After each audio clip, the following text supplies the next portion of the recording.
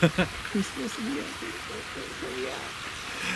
hello, hello, welcome, welcome. Come on in, and welcome to part 2 of our Llangollen adventure, The Return. This is the second week of highlights of that return trip, which takes us across the Llangollen aqueduct. So again, yeah, when you go one way, you've got to come back the other, haven't you? Yeah. I was making a coffee, I was downstairs. I wasn't. No. I was on top. That's it. And you've managed to get some footage as well, and photos. Loads of and it, we'll put those up during the course of this week's vlog. So enjoy that, and we'll catch up with you at the end.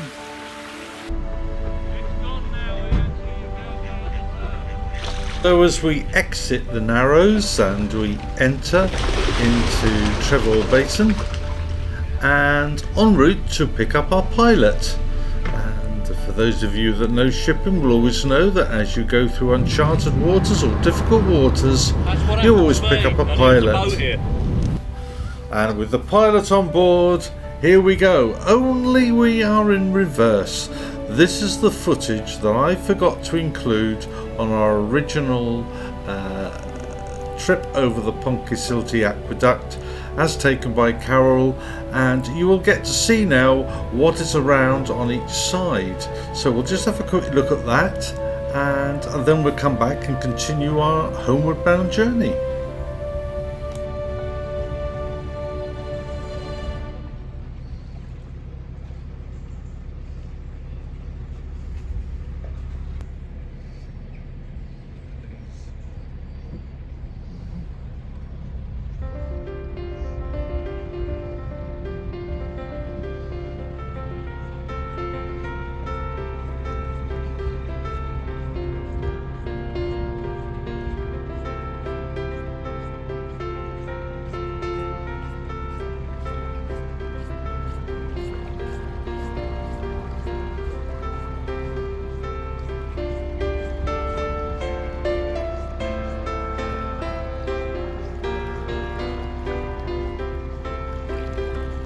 Be an autumn. There's certainly some vivid colours still on the trees.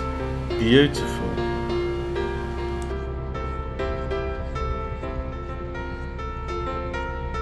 Here's our Tracy, fearless as ever.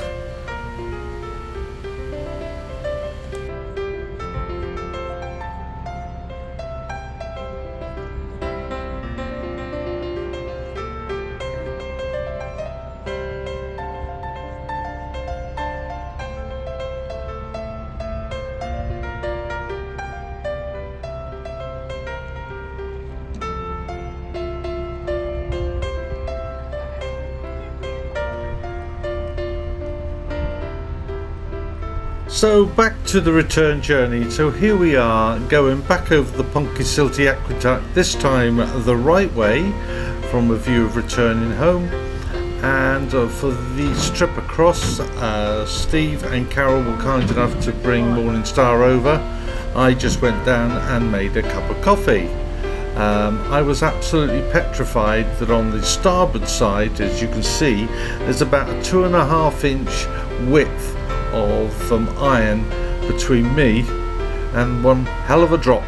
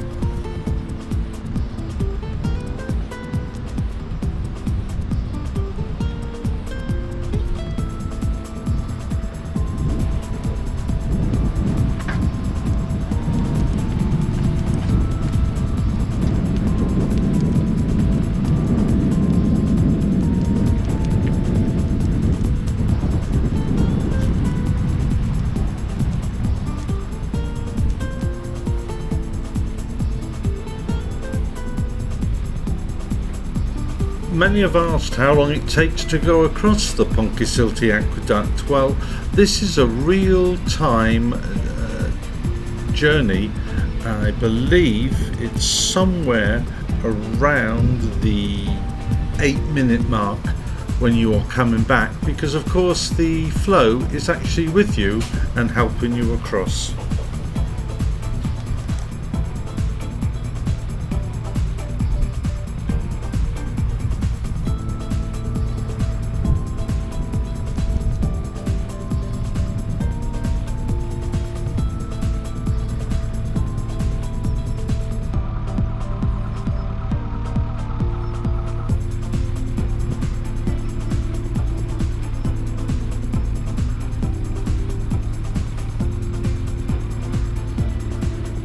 Incidentally, you may be wondering where all the water is going and how it manages to get across the Ponkisilti. Well, underneath the footpath on the port side, there is actually a channel also for the water, so you get a lot. So when you are actually coming the other way, you haven't got the full force of the water against you. Much of it is going underneath that footpath and allowing you to make progress. And obviously on this journey it's all going in our favour.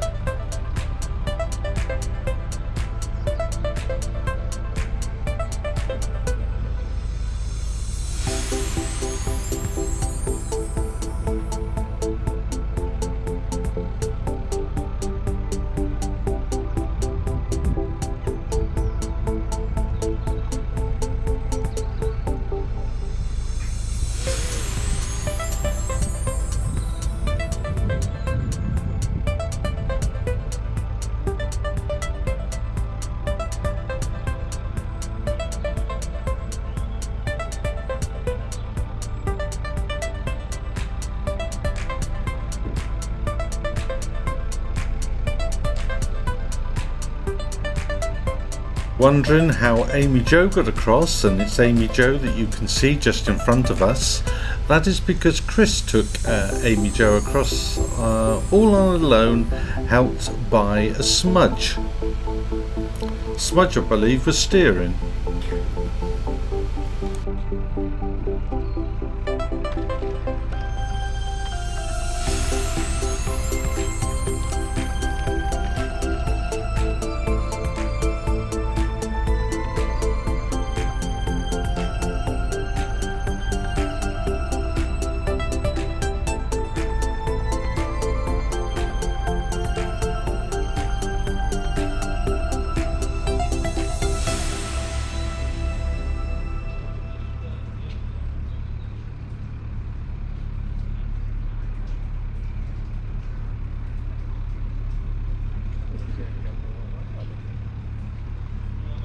Come off the Ponkisilti Aqueduct, we got this lovely little stretch where there are in fact some nice moorings.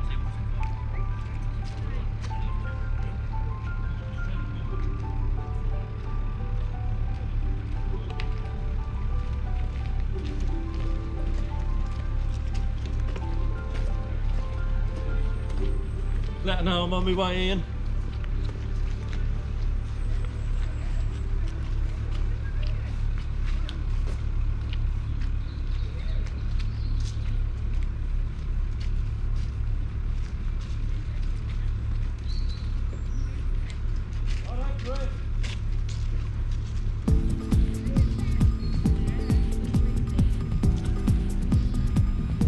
It doesn't take too long before we do the section between the Ponkisilti and the Chirk aqueducts, but first we have to traverse the good old Chirk Tunnel, and here is that very tunnel coming into view now.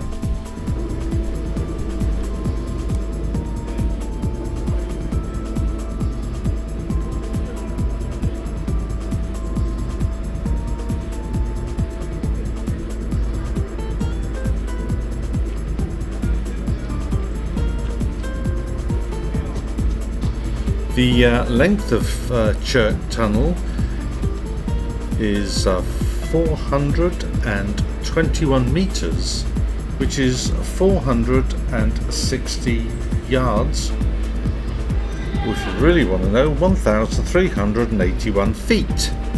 There is a walkway along the side and it's quite safe to walk through.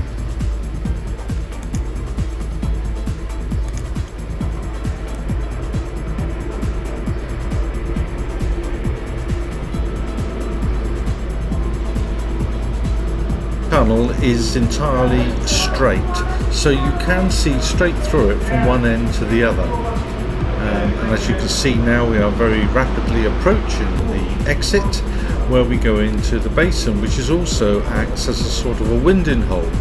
So if you just want to come up the pond facility, turn around and go back, this is the place you can do it. But please note it's one boat in each direction, so you must be sure there's no boat coming towards you before you enter.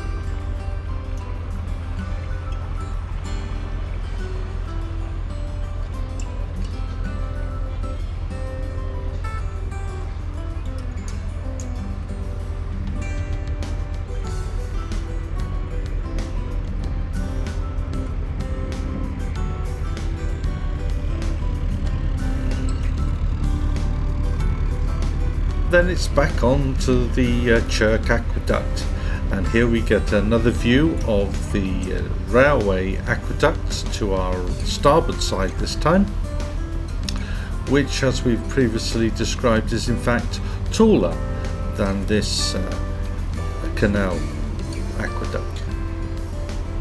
And midway along this aqueduct you move from Wales back into England. And at either side of the aqueduct there is in actual fact a sign saying welcome to Wales or welcome to England, depending on the way you are going. But the actual boundary is the centre of the river which is below it.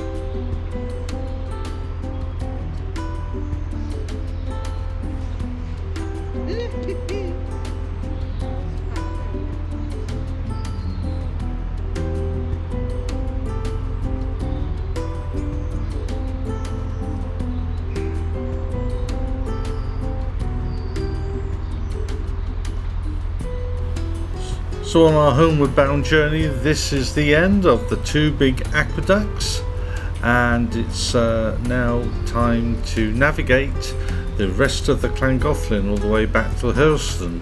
But just before we leave you, you may like to know that this stretch that we're coming into now has got some lovely moorings along the port side as we are now passing. There is supposed to be some services as well down here on the starboard side, and whilst I can see a building, I couldn't actually see how you got into them, or if indeed there was a water point there. So if anyone knows anything about those, perhaps they'll be kind enough to write it in the comments below.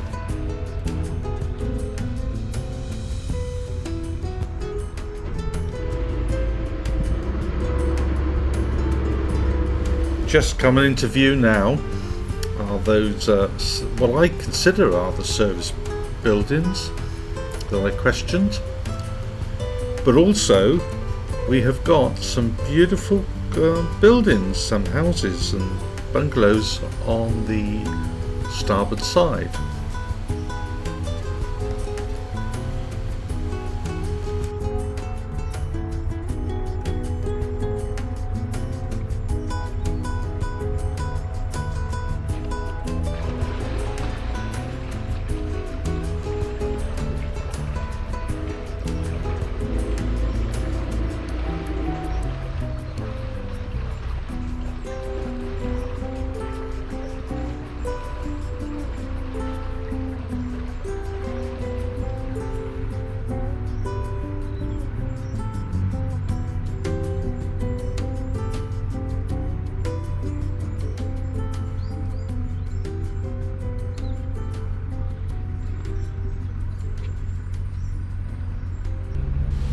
And yet another lovely, wonderful lifting bridge.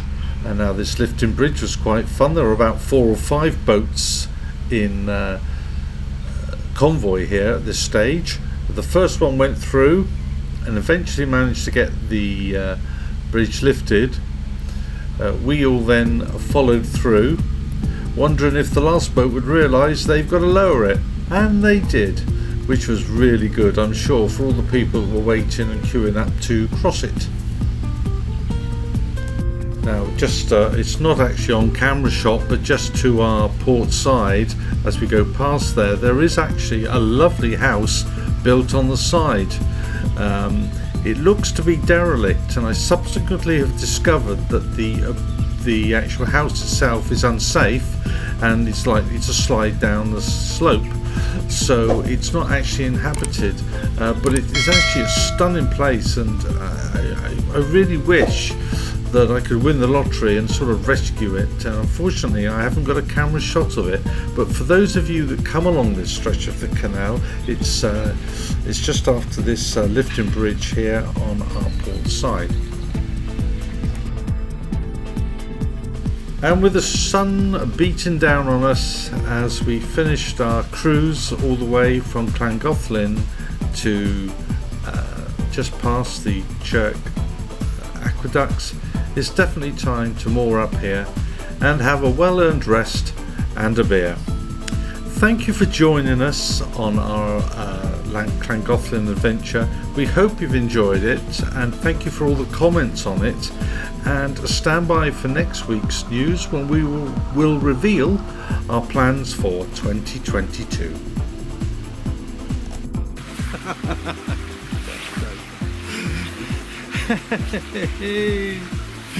Well, there we go then.